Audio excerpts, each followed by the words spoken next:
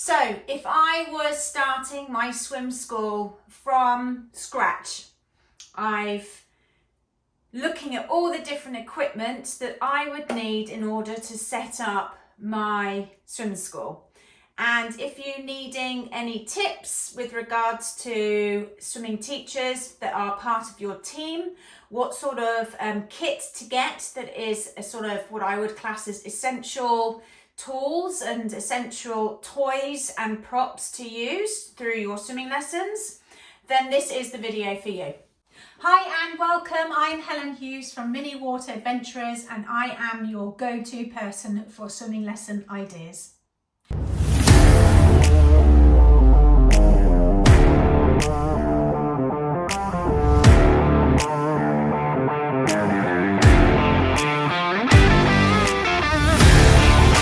So let's dive right in. So in my trusty and handy teacher's planner notebook, which is available, I have an equipment list that is in it, and I've already made a suggestion of different equipment that I would recommend.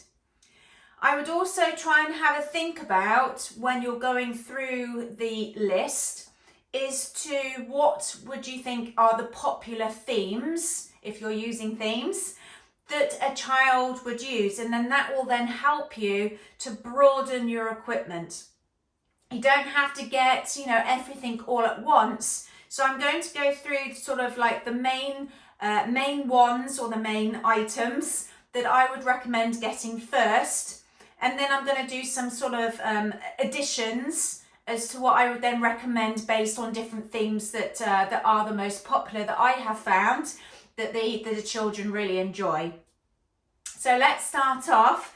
So I will also have all the list in the comments, so it's easy enough, you can click on it and then you can go and purchase it, so really easy. So first things first, sorry I have a lot of equipment out here, but all to show you ideas as to what you can do. So when you're first setting up, what I recommend is getting some ball pit balls and get the ones that are multicoloured. And you can always get ones that are white and silver as well, or you can get ones that are specific colours later on down the line if that's something that you feel that you would need to be to be using.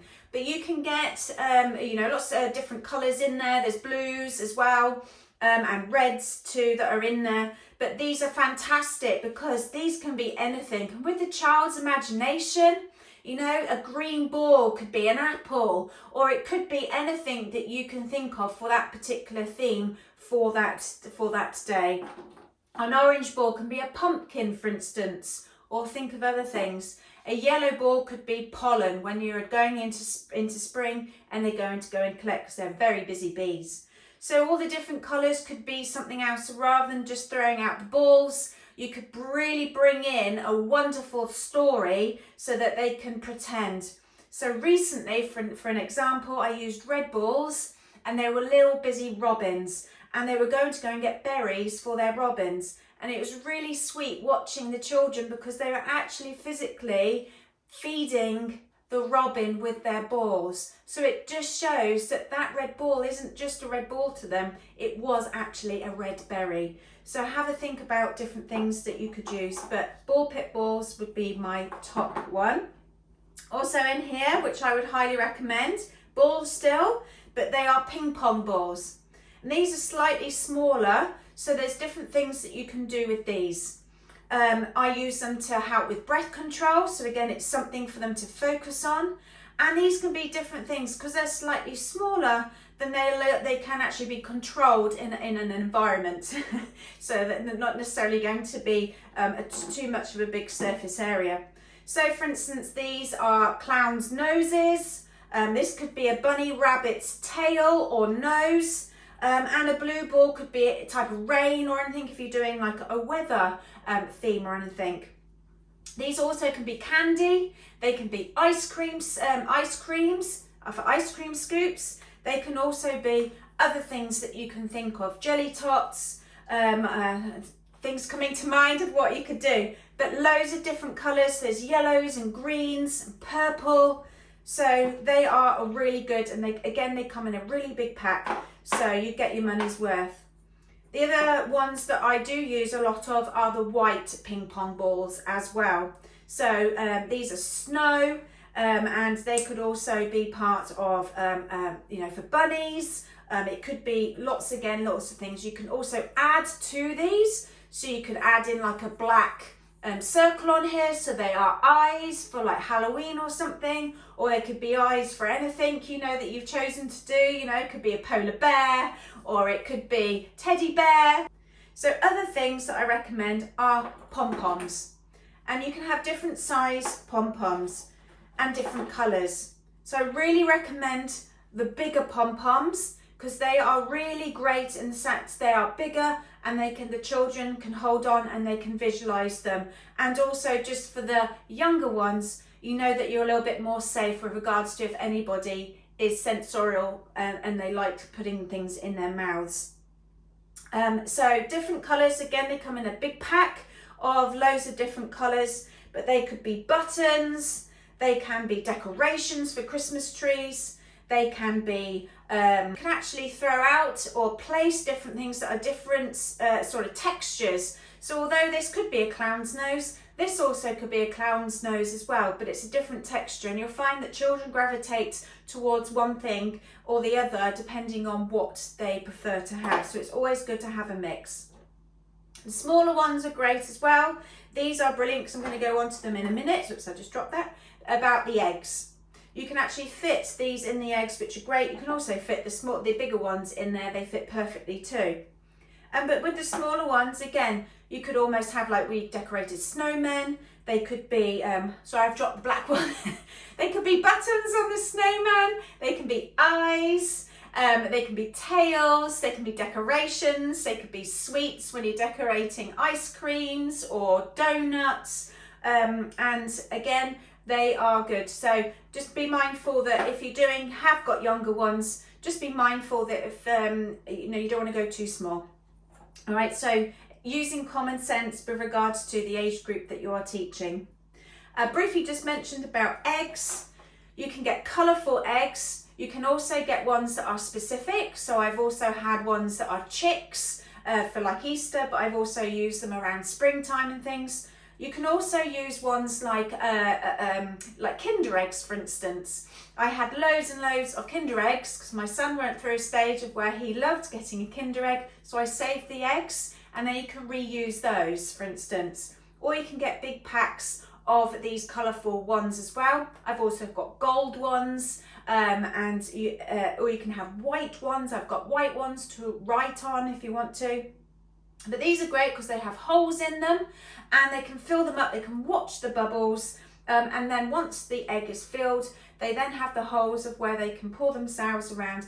And do you know, I was working with eggs the other day of where even 6 and 7-year-olds love using eggs. It's an element of surprise. So you could be working on magic bubbles to open up. You could have eyes written on here, or you can have different codes, numbers, letters, or anything written on, and they could go and play a game using them. Or inside you could be putting some things where it's the element of surprise of where they open their magic bubble, do their magic bubbles, and then they open up and see what's inside. Anything can fit in here are amazing. So any type of thing that you can think of, even with, you know, with the pom-poms, I've had black ones, brown ones, different colours of where then it's relative to the theme that you're using. And you know, lots of different things. I'll go into these in a little bit, but you've got things like this as well that can fit inside, and you can use those as an element of surprise too. And then what can you use those for afterwards? So those are eggs. Highly recommend those. I wouldn't live without my eggs, or I couldn't teach. Well, I could teach, but I really recommend eggs for sure. Okay, so moving on, other things that I would recommend would be a mix of sensory balls. You don't have to get massive amount because obviously you've got a good amount with what I've just explained. But if you are doing parent and toddler and even preschoolers, you know, having anything that's type of sensory and colourful, different textures, size, and if they glow up, then that's actually really great to be able to have an additional source of encouragement, motivation, something to drive to. It's a purpose, and the children just love going and feeling and using these types of things. I personally have gravitated away from anything that has holes in. These have filled up like I've just felt now. This has got a little bit of water inside, so you need to really make sure that you are diligent enough to wash these. I can unfortunately say I'm not. I don't keep on top of it. Therefore, that's why I've chosen lots of different other alternatives of where you don't need, where they don't have holes in. So for instance, I have very similar to it of where I have this little hedgehog. So it's very similar to the ball. It's similar textures and different things, but you can actually open them up and you can wash them out easier. Okay, so you can open them up. So I've now gravitated towards toys of where you don't need to, they don't have holes, which won't let in any water, where it won't go moldy, and then you'll have to throw them away. All right, so highly recommend going that route for sure. And of course, it's better for the environment because you're not going to be throwing away that much. Okay, so they are the sensory balls and those types of things. I have done a whole workshop with regards to unique props, which I will link that you can purchase. I'll link that in the comments of where you can actually watch that. It's about an hour and a half, and it talks to you about loads of different things that you can use that are very unique, so that it's not sort of the traditional bath toys, because a lot of the traditional bath toys are squirters, or they do involve having a hole. So like I said, if you're moving away from that, that's a really great video to watch. And if you are looking to add to your kit, then again, that's something that will help. I've also got another workshop about environment and setting up your environment. So with the pool space that you have and that you're working with, I have explained about the different layers of the pool, and then also the space around your pool side of where you can put your items accordingly to the activity or game that you're playing. But also explains about using things to contain and to sort of use as points of where you're going from the green bucket to the red bucket, or you're going from the red bowl to the yellow bowl, for instance. So I've just got some ideas here that I would recommend getting as part of your kit. Are some plastic bowls or plates. I've had these for years, absolutely years, and they're looking great. They can be steering wheels as well. But you can use these as different things too. So plates are not necessarily just plates and to store things. They also, help stop things from rolling off. But you can use these for other things as well. Like I said, you can have them using hats and things like that. Bowls aren't necessarily for storing, but they are also nests for birds. They could be, again, bowls for ice creams, and you can use these for lots of different things using your imagination. Buckets are a really great one as well. You can get these in a large pack of different colours. I tend to use the different colours according to the season, so or the different theme that I might be using. Christmassy, I use red and green, or if it's springtime and I'm using sort of yellow ball, sunshine, I use the yellow and so forth. So getting these type of size of buckets are fantastic. They can always go and collect things as well with these because they've got handles, and it's a really great thing as well where they're using these to scoop, to pour, to play in, to blow bubbles. You've also got cups. Then you've got the sprinkle cups as well that you can use. So I'll go into sort of, the sensorial sprinkle toys as well, but you've got cups. You can get themed ones or you can get plastic ones. I tended to have got a set of plates, bowls and cups. They tended to have come together, so try and look out for those. I've also got different type of baskets that are really great as well. You don't necessarily need to get baskets if you've got the buckets, but again, it's down to a preference. But I just wanted to show you these. I've got these very inexpensive ones one time of around Valentine's and Easter. They're Easter baskets. So again, as you can see, they are well used and they don't go mouldy, so they're fantastic.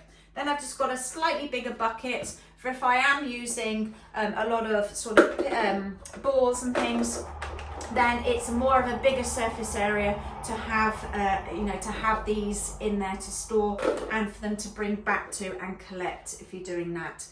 So different sizes, but again, if you've got these, you might not necessarily want these and so forth. So have a think about what you would use more so you're getting your bang for your buck, basically. Other things that I would recommend is things like a water bag. This is waterproof. It's like a cosmetic bag or like a toiletry bag where you can store things in. So obviously go into these in a minute, but like your bar phone numbers or letters or anything that you're using, you might have these in here. You can be having, you can even put little balls in, you can put anything that you think that the children will enjoy depending on the theme that you're using. And they love, again, similar concepts to the eggs. They love the element of surprise of choosing and looking in here. And I will always ask them to choose. If I find a child that is struggling with regards to what do I want, I tend to then pick it out for them and either give it to them or give them a choice. All right, so again, those are great. And then you might, this is just something else, but a tray. This came actually with a set of pretend play food, so it's part of it. So I've found that I have used these quite a lot as well, because it's great again for a go-to place of where you're saying you're swimming to the tray, or it could be that you've got things that that do roll and you're needing to stop them. But like I said, it's just that additional piece of equipment to store and things if you're finding that might be useful. And like I said, I have still on my list are mirrors. I actually found that you can get some really good, good quality mirrors, but they're so expensive. And because I do a lot of themes, I actually found that making your own or also finding kits that are inexpensive, they work really well. So they can still see themselves in the mirror. So I've got these that I had as part of a mermaid set. And these are actually from Baker Ross. Baker Ross, like I said, I've put a link down below, but these have the perfect texture, thickness of foam. Again, they look great. The children, it's exciting, it's different. But like you say, you don't have to keep using a lot of mirrors all the time. But when you do use them occasionally in lessons, maybe using something that is a little bit different to use for that. Mainly we use mirrors to help with being on their back, something to look at, which entices them to look at themselves, because they do go stage where they are fascinated with their own faces. But it helps with that sort of distraction technique of where it could be something that they're struggling on or don't really want to do. You've got something like this to use. I've had these underneath the water of where they're then watching themselves, say, blow bubbles, or they're going down and under to look at themselves to do funny faces or something like that. So mirrors are on my list. I've also on my list, I have got, just move that out of the way before I drop anything, movement cubes. Movement cubes these are foam, and they have little pockets here of where you put in laminated cards.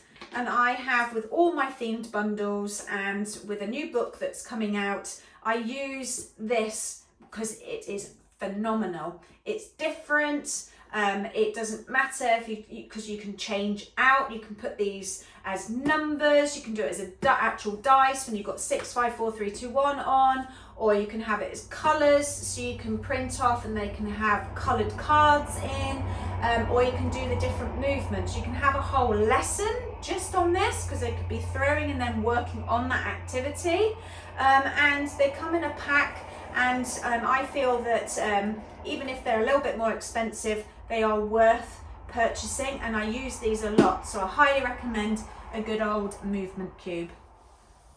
Next on my list are sprinkle toys, so I briefly mentioned about it. Unfortunately, I don't really have everything at my swim school in the cupboard, but you can also find different sprinkle toys that are a little bit different. And if you know that you're going to be using certain things a lot, then why not purchase something that you know that you're going to be using and pulling out? So I use a fish, ocean and beach type of theme multiple times in the year. So I found that, you know, purchasing something like this was a little turtle, and then there's things inside. But these actually fill up with water, and say for instance this moves around and lets out water. But there's also water here, but these also do the same thing as well. So there's little different holes of where that's very cute, and they can stack it. There's a little bit more to it rather than just having a cup, or you can get stacking cups and things like that. So these are where the children will enjoy that, but also it's something that you will keep using again and again. So highly recommend something like that. The other toy that I highly recommend, and I wish I had it here to show you, that I basically have an octopus and I have a rocket, because they are both very similar, of where you fill it up with water and it sprays out over a bigger surface area of water. So, you know, it could be if they're doing a car wash, or if it's raining, or if it's snowing, or it could be that the birds are having a bird bath, or I've used it for loads of different things. They actually either swim underneath it, or they can hold it up themselves and you know, do the sprinkle over them, but it just covers more of a surface area. So I tend to use the little ones if they're doing it independently with them and their parent, or if they are preschoolers, then they tend to have maybe one each. And if I'm doing like almost like a group activity, or I want it as a bigger area covered, then I use that bigger sprinkle toy. I find that using buckets and things, it's such a large volume of water all at once that I think a child, particularly these days, get a bit sort of nervous and don't really like it. And especially with sound and the you know, the volume of the amount from when you're emptying it, you either have a trickle or there's loads of it. Whereas the sprinkle toys tend to work better in my eyes. You can have watering cans, you know, there's different things. So those type of bath toys are quite nice. Next on my list are noodle connectors. They are, and I will post a picture about what they look like, but they go on the end of your noodles, and I highly recommend them. They enables a child to be a little bit more secure in the water. It actually keeps them confined a little bit more in the water. It's very difficult for them to go down and underneath the water unless they're trying to do it themselves. But if their elbows are over the top and they're holding onto it, they can be cars, rockets, boats, you know, any type of transport that you're thinking. I've even called them flying birds, flying bumblebees, you know, different things that, again, you can use in your imagination of what they can be. I have them so that their chins lie on top, which brings up their legs up behind them, and then they can steer. They can do directional work in there, they can stop, start, they can roll from their front to their backs. So it's actually, I find that using those are fantastic. So highly recommend noodle connectors. Okay, so next on my list is our dive toys. I personally don't use traditional dive toys anymore, not to say that to get them, the hoops or the sticks. However, I find that I use things that again are a little bit different, that the children don't necessarily see all the time. So it's you know, enhances their curiosity. It sort of brings them back in, because you know, with regards to engagement, and they love new things, don't they, children? For instance, you can get things like these suckums where they actually stick to the side of the wall, they stick to the bottom of the floor, and you can create different shapes once you've got them. They sound amazing. They look good, feel good, and they will last you as well because they are built really well. So there comes in a massive big pack of these. You can also get ones that are themed, and they're coming out with these more and more now, which I'm so excited about. But these work amazingly as well. They stick onto kickboards, so you can take your little bug for a ride. They can stick on the connectors. Again, they stick on the walls. And it's, you know, taking little bug here, look at little Bertie bug, and they're going on a trip around the pool and you're going to go and collect all their friends. And it really helps with focus, although it's similar concept, you know, to these. This then gives them a little bit more of a, you know, a proper theme. Other things, you know, that sink down that you could use. I've used these for absolute donkey's years. They're little bugs. You can get ones, these are Melissa and Doug, of where they are larger size and they sink down. But, you know, you can use these all throughout the year too. Other styles of sinkers are silicone. I highly recommend silicone. They are a little bit more expensive, but even if you get a couple of these or just even one, because you've got 1, 2, 3, 4, 5, 6 on there. So if you've got 6 children, they can have one each and then swap round.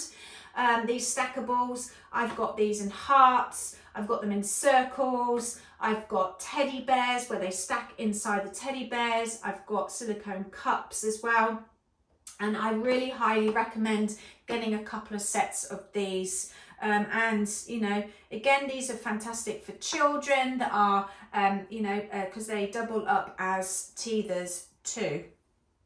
So dive toys, try and think outside the box rather than just using, you know, hoops and sticks. Also, I put down here are foam bath puzzles. So, you know, you can get the traditional, you've got dinosaurs or you've got monsters, or you can have ones that can piece together. I'm going to do a different video on different themes.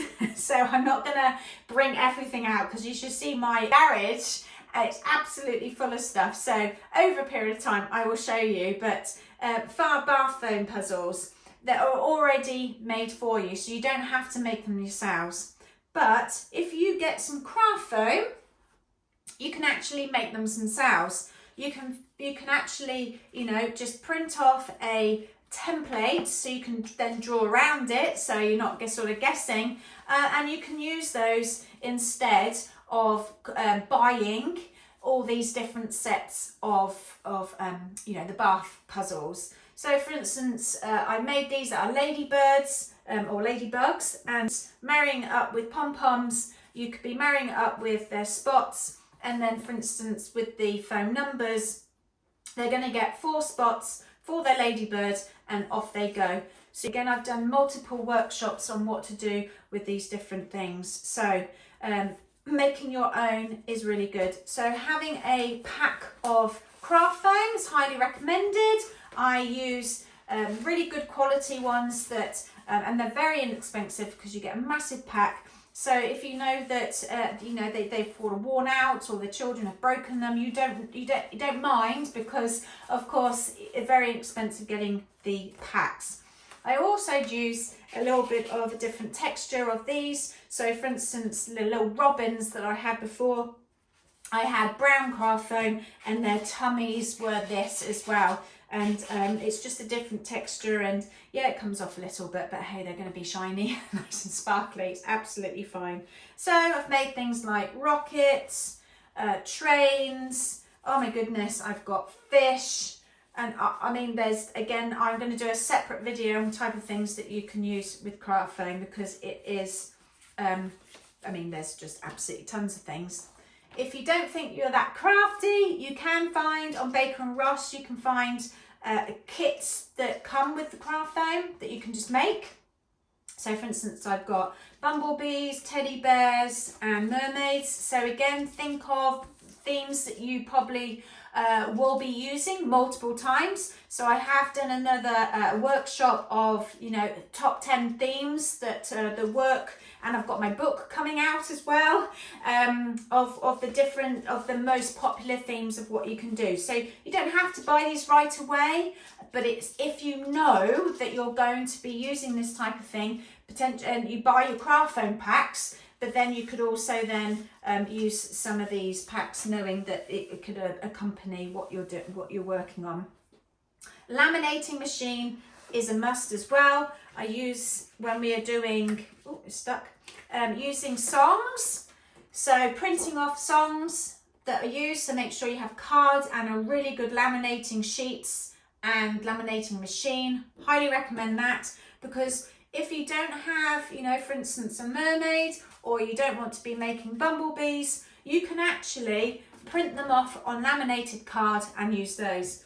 So I used this little guy here a couple of times of where I had leaves and things out in the water and they were decorating his hair. Or we had around Christmas time, we had stockings and hats and scarves of where I used this guy, and that's all we had. I'll go on to this as well about sensory scarves. But you can use things like this of where they are swimming and collecting to place on their mats. So coming up, another thing will be penguins. So I've got a picture of a penguin, and then they're going to go and get things for that penguin, nose, fish, and so on. So having a laminating machine with card, highly recommend getting that. Okay, next on my list are cones.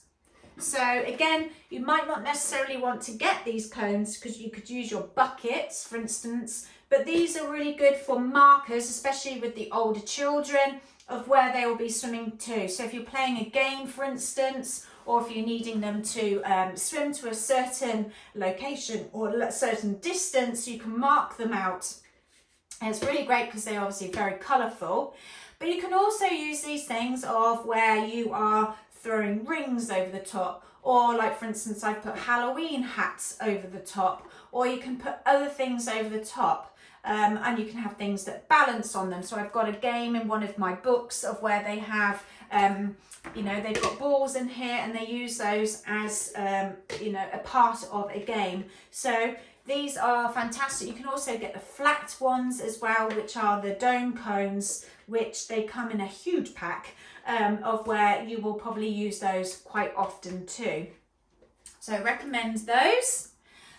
Sensory scarves are fantastic. I use these for attaching them to diving sticks, you know, diving toys, or they can be part of scarves. It could be that you are building a fire and that they are flames. This could be, you know, water, extra pieces of water. It could be that different colours mean something else. For the children, it's again something that's different textures, it feels different, looks different in the water. You can do different movements in the water. And so I again have another workshop on what sort of things that you can make. You've got your own DIY workshop that I've done as well, of things that you can make yourself. And you can do, you know, put balls inside of where you can make you know, sort of octopuses or jellyfish in the water. You can get these ones where you can grab the water and fill it up and it floats and it looks amazing like little jellyfish in the water. But it's just really great for the children to really explore and see the motions of the water with this, because how they move, they can see it. So it's you know, that after sort of effect of using something like that, they can visually see that motion. So like I've mentioned again, are these foam bath numbers. You can get different ones, different shapes, different sizes and different thicknesses, so find which one that you want. I ended up, don't know why, I've got loads of these different types over the years. Obviously I've bought different ones, but you can get the letters as well. They could come with the letters, but these are really recommend these because you, like I said, with the ladybird, you can have them go off and get X, Y, and the amount that they've got. And for the older ones, I tend to put 4 and under for the younger ones.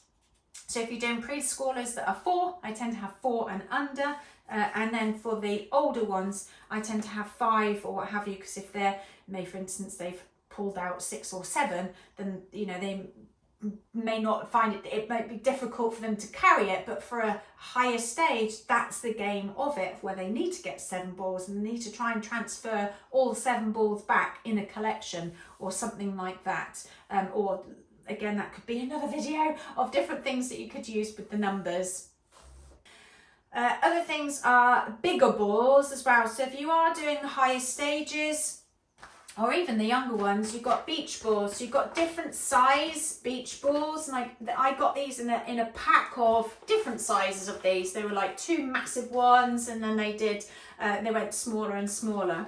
These are great for if you're doing volleyball type of movements, you're having children treading water, or it could be that they're needing to move them differently. Maybe they're nudging them with their heads, or you could be having them kicking them across. Or if a parent and toddler, you've got something again visual where they have to kick and the balls move.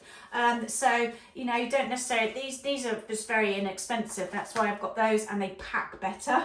Whereas some of the bigger balls, it's just more awkward for me to store. So that's why I gravitated towards those, because if I'm not using them, then I can just let the air out and store them easier. So beach balls, highly recommend.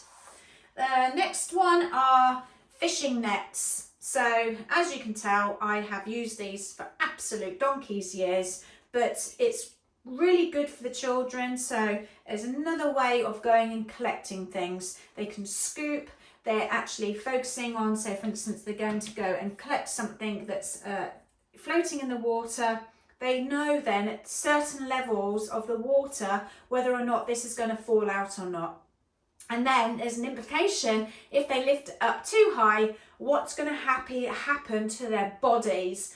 Are the legs going to drop? Lifting their head and lifting the arms, what's that going to do with their body position? So this is just such an amazing way of enabling them to explore in the water and to figure out lots of different elements there. And again, they can go fishing for loads of different things. So like I said, penguin is my next one, where they're going to go fishing for penguin and they're going to go and scoop. Could be that you add in, you know, certain colours and things that they have to go and collect. But nets, good. Next, mentioned about the eggs, mentioned about the pom-poms and sinkables. Like I said, think about something that's a little bit different, because if you're talking about going and getting treasure, for instance, then these can be treasure too. The last thing that two more things that I've got on here are building blocks. So I like these foam blocks. You can get the building blocks that are the plastic, but these can be classed as building blocks too, you know, these types of things. Children go through the schemas and look into schematic play. I've got another workshop about schemas of where children go through different schemas with something for them to build and to work on, because then it gives them a purpose as to when they're swimming to something, because we do obviously a lot of the A to B's, you know, swimming out to swim back. What can they then go and collect, and then what can they create afterwards? You can do it individually, and then you can do it as a group as well. So the other building blocks that I've had, they have holes in it and they are really difficult to keep clean. So I've gravitated more towards, again, the craft foam, because as you can see, like I've had these for absolute years. Yes, they get bitten into, but you know, if they're really bad, then you can replace them, but they come in a massive bag. Loads of them, so you don't necessarily have to put them all out, but I just find that they are more environmentally friendly and also easier to keep clean. Extra things that you can get, like cones that can be loads of different, that can also be other things rather than just cones. They can be horns for dinosaurs, they could be party hats and different things. So I've used these quite a lot. I just wanted to let you know which things that I use a lot of. They are my main equipment lists that I would say that when you're starting your swim school or you're starting to build your equipment, these are the main ones. Enjoy, and if you have any other ones that you think that would be useful to other swimming teachers, please comment below. One other thing that was on my list that I wanted to keep to the end is the Orca swim trainer. Now I use the Orca swim trainer. This is something that I have designed because I could not find something that was suitable for the swimmers when they were learning their essential swim skills. And so this is actually on the equipment list because I do feel that this is something that does benefit children massively. It is progressive, it is tight, they can't let go of it, it is on them, but it also keeps them in a perfect position in the water when they are learning their fronts, their backs and exploring in the water. Inside there are float pads which are very easy to get out and put in. Inside you have these float pack bags or float pads bag and inside you have the different floats. And the reason why it's progressive is because as soon as the child then starts needing less buoyancy in the water, you can then actually drop them in the water with reducing the amount of floats. There are 5 in the back, so 5 in this back portion here, and there are 4 in the front. So you actually take out from the back first before you take out from the front, and then you actually then go from back to front. They are strapped in, and as long as the sides here are tight, then you know, or snug, not too tight, as long as these are snug, then you know that's in the right position.